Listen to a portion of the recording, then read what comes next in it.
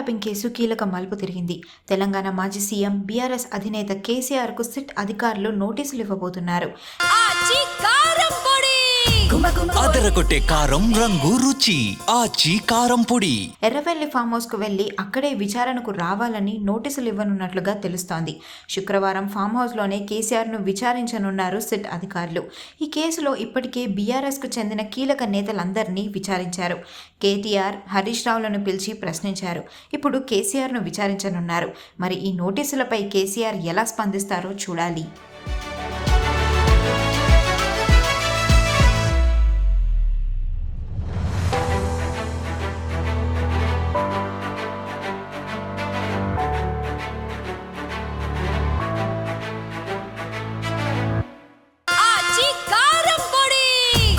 అదరగొట్టే కారం రంగు రుచి ఆచి కారం పొడి.